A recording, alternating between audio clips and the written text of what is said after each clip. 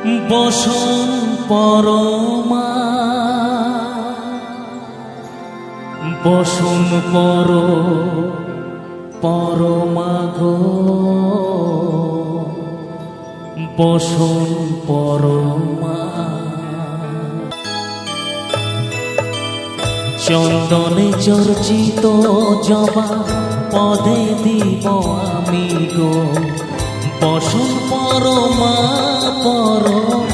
বসন পরমা বসন পরমা গো বসন পরমা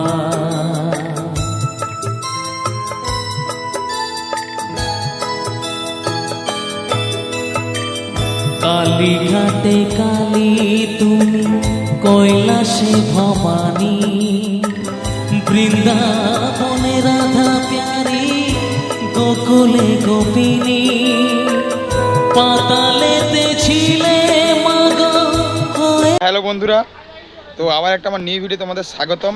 তো এখন আছি আমি ডন ক্লাবের পুজো মণ্ডপের আগের দিকে। তো ডন ক্লাবের পুজো মণ্ডপের আগের দিকে 20তম বর্ষে এখানে আমাদের এবছরের থিম হচ্ছে লাট মন্দির। তোমাদের সামনে আমি তুলে ধরবো। তো চলো বন্ধুরা, আর বকবো না ভাট, তাহলে আজকের ভিডিওটা শুরু করা যাক। তো তোমরা দেখো প্যান্ডেলের মিস্ত্রিরা প্যান্ডেল করা সব শুরু করে দিয়েছে, আর আমাদের লাট মন্দিরটা কেমন হচ্ছে সেটা তোমরা দেখতে থাকো।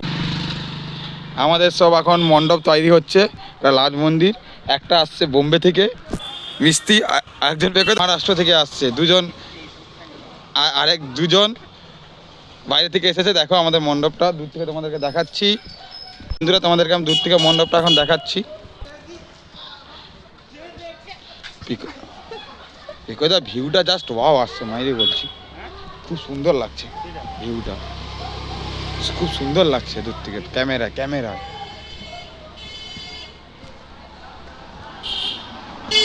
এটা হচ্ছে আমাদের মণ্ডপের আশেপাশে পরিবেশ।